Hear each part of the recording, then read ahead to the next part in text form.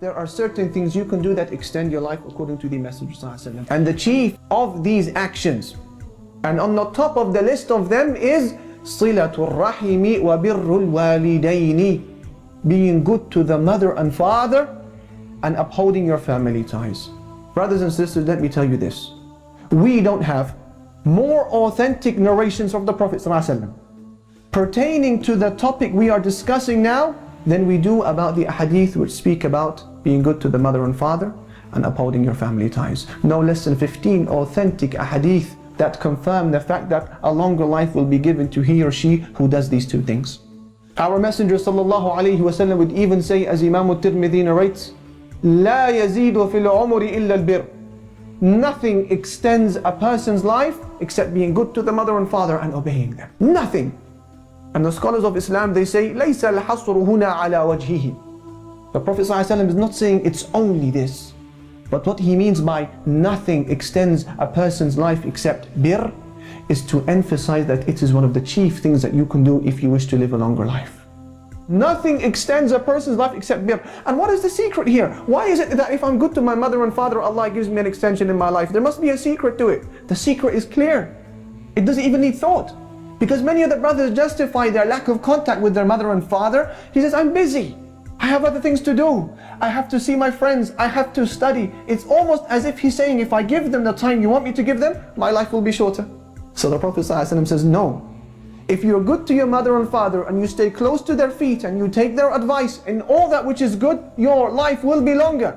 And the Messenger ﷺ would say, صِلَةُ الرَّحِمِ تَزِيدُ فِي الْعُمُرِ, on your authority of Ibn Mas'ud with a Hasan chain of narration. صِلَةُ الرَّحِمِ تَزِيدُ الْعُمُرِ. Upholding family ties, being good to your family in general, it extends a person's life. Can it get more explicit than that? Subhanallah.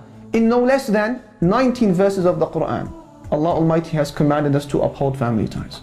And in no less than 3 ayat of the Quran, Allah has warned us of the repercussions of cutting those family ties. One of those warnings includes a la'na, a curse from Allah Almighty for he or she who cuts that family tie.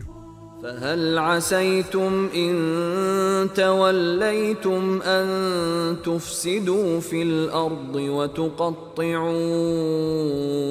أرحامكم أولئك الذين لعنهم الله فأصمهم وأعمى أبصارهم. Allah will curse the one who cuts and severs his family ties. So they have an obligation towards you. Regardless of how busy you are, none of us here will ever be as busy as Abu Bakr or Umar radiallahu anhuma ever were. They were leading the Muslim Ummah as the Khalifa at one point. Yet they still made time for their mothers and fathers, or they still made time for their family. Despite the primitive communicational facilities that they had at their disposal. Ya Allah, now we have internet and we have DHL and we have Royal Mail. What excuse do we have? Minimally give them salam, speak to your mother and ask for the number of your aunties and your uncles, your grandchildren, your grandparents, all of these arham, and send them at least salam from time to time. Bullu arhamakum walau bis salam, he would say alayhi salatu wasalam. Uphold your family ties even if it's just with salam. Assalamu alaikum. Don't let time pass without salam. A question: who are the rahim? Who is the family that we are obligated to stay in good close contact with? Is it everybody who has a bit of our blood inside? Who is it? The scholars of Islam, they say it is ar-rahimul mahram. Your maharim from your family members, these are the people who you need to stay in touch with. Who is the mahram?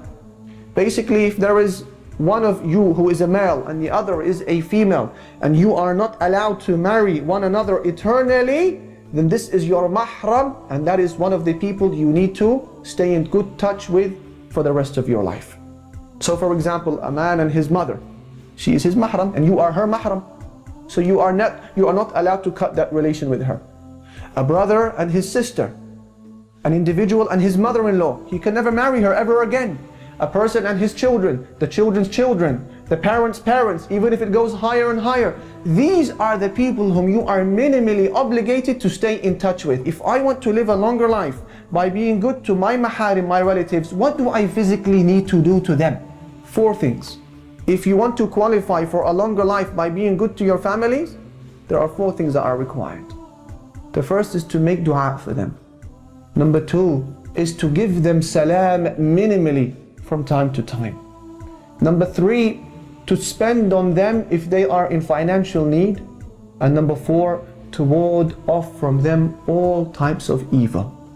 This is what is required upon you and I, brothers and sisters, with regards to our relatives. Your cousins, they are not your maharim. You can marry your cousin. So yes, it is preferred, mustahsan, it is recommended that you stay in good touch with them, where appropriate and where decent. But the obligation is ar-rahimul mahram.